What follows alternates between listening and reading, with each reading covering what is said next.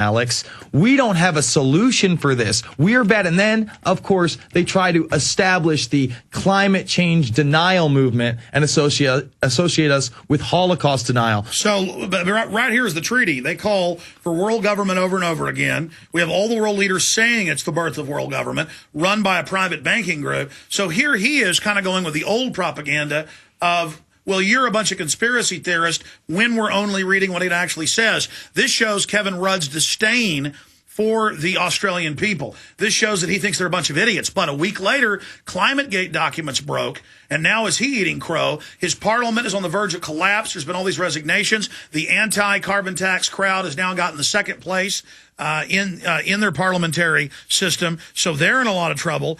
And last week they failed to pass their carbon tax, but Rudd is saying, I don't care. I'm going to use the Australian version of the EPA to do it anyways. So the prime ministers and presidents are now openly acting as dictators under orders of the world government. Absolutely. The ETS, the emissions trading standard, failed there last week, and that was a huge victory yet again for the truth. You know, we are trying to bring people to realize that this document that sits right next to you mentions global government over 24 times. It is their third pillar. Taxation is mentioned over 12 times, Alex. We know what this is about. Well, we now know it's a 2% tax on all GDP off the top. It is a 2% tax on all currency transfers and stock brokering. It is a giant ramped up 20% tax on all fossil fuels. It is road taxes with the license plate reading cameras. It's 700 new UN bureaucracies. I mean, this is a total takeover, and it's paid to the IMF and World Bank. And the London Guardian reports where the money goes will be secret. We've already seen this with the trillions given to the private Federal Reserve, and they tell Congress, we're not going to tell you where the money went, even though they told Congress it was to unfreeze the mortgages. I mean, this is like Madoff, who actually came up with a lot of this, and Ken Lay. You know, they're now both in prison or dead. It's the same crew. Might as well just say, we're God, slit your wrist, and put the blood directly into our mouths.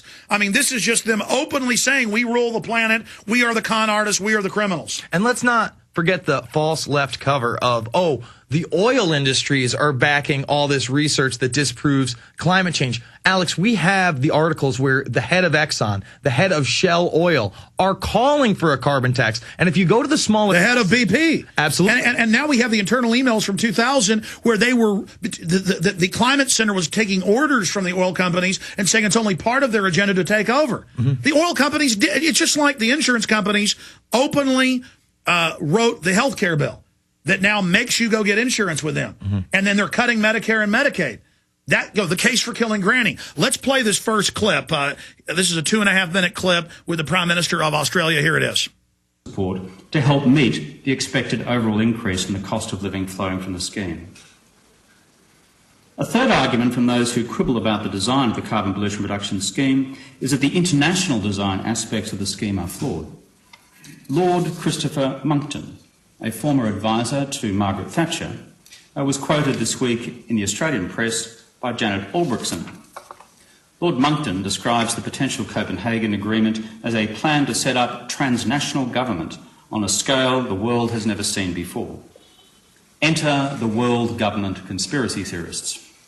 Lord Monckton also publicly warned Americans that, and I quote him, "In the next few weeks, unless you stop it, your president will sign your freedom, your democracy and your prosperity away forever," unquote. Janet Albrechtsen, in her understated neoconservative way, refers to the potential Copenhagen Agreement as a UN power grab. This gaggle of world government conspiracy theorists are so far out there on the far right that they rub up next to the global anarchists on the far left. Those who argue that any multilateral action is by definition evil. Those who argue that climate change does not represent a global market failure. Those who argue that somehow the market will magically solve the problem in a way in which it hasn't solved the problem so far. And that uncoordinated national actions will somehow fix the problem without answering the basic logical question of how can we deal with an existential threat, an existential challenge for the whole planet in the long term, one which lies beyond the capacity of any individual national action to address. The climate change deniers now form the comfortable bedfellows of the global conspiracy theorists, in total bald-faced denial of global, scientific, economic and environmental reality. These arguments, thinly veiled attempts to create a new climate change global conspiracy theory, are now being used in Australia. Like the arguments from climate change deniers, these arguments have zero basis in the evidence. So that's clip number one, but we have Herman von Rompuy and everybody else saying this is global government, and then he's calling us conspiracy theorists for saying it. And then talking tongue-in-cheek, let me just read a quote from that.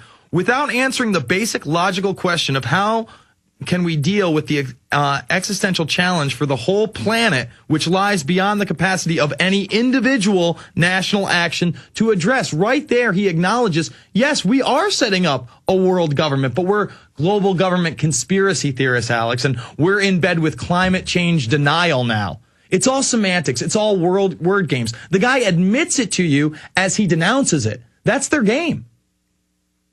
Let's play von Rompuy. Here it is. 2009 is also the first year of global governance, with the establishment of the G20 in the middle of the financial crisis. The climate conference in Copenhagen is another step towards the global management of our planet.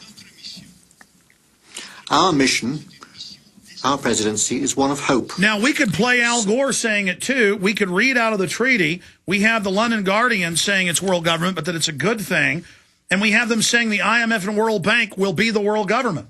I mean, we've always said the bankers are going to set up world government for themselves. Why did we know that? Because David Rockefeller wrote books about it and gave speech after speech saying it. But see, they have such disdain for the public, and I guess it works. They say global government doesn't exist. We're just setting up global governance. Yeah, it's a word game. And when you say global governance, people like George Monbiot jump out and say, this is the best thing ever. We'll get 25 other academics to sign on to it. Hey, I'll write a book called The New World Order. But then when you expose what the New World Order really is, what global government really means, it means a carbon tax. It means a tattletale society. It means the implementation of their cashless society control grid. In the Netherlands, they have passed the law where all cars will have GPS systems and be taxed. Oh, they're saying that's happening here. Jason, I'm going to play this final clip when we come back and take some calls. Thanks for the great report. We'll see you Sunday, 6 to 9 p.m., right after my Sunday show. Great job. You may be new to freeze-dried foods. You may have storable food questions. You may want to buy your freeze-dried foods from a very reputable company and not go broke in the process. Welcome to the Freeze-Dry Guy. Okay, actually, we're more than just one guy. We're a California-based company that's been serving our U.S. military and other government agencies with the finest in freeze-dried storable foods and emergency rations since 1970. See all about us at freezedryguy.com. With Freeze-Dry Guy freeze-dried foods, you can and will be ready for just about any unexpected crisis. Freeze-dried Guy foods are delicious, require little preparation, and will taste just as fresh decades from now as they do today. Just add hot water and serve. Backpackers consistently rate us #1 year after year as the best tasting and ease of preparation. Isn't that what you want for your family? Visit freezedryguy.com or call 866-404-FOOD. That's 866-404-3663 or go to freezedryguy.com. Freeze-Dry Guy, the best you can buy. Have you heard that millionaire, entrepreneur, businessman, your congressional candidate, and author Robert Beadles wrote a new book called Here's What You Do? You can buy it at here'swhatyoudo.net as an ebook for $6 or the book for $10. And we have an audio book on its way for you commuters as well. Here's What You Do tells you exactly what to do to survive and thrive in these harsh economic times. This book will work for anyone, rich, poor, middle class, it doesn't matter. This book truly has the information that can make you wealthy, and it will tell you how to protect your wealth as well. You know the government isn't looking out for you. You need to look out for yourself. The economy is bad, but it's probably going to get worse. You must prepare and make sure you are able to financially take care of yourself and your loved ones. Go to here'swhatyoudo.net and start today. Again, it is here'swhatyoudo.net. That's here'swhatyoudo.net. One last time, it's here'swhatyoudo.net. On the average, Americans work between 45 to 50 years hoping to build up enough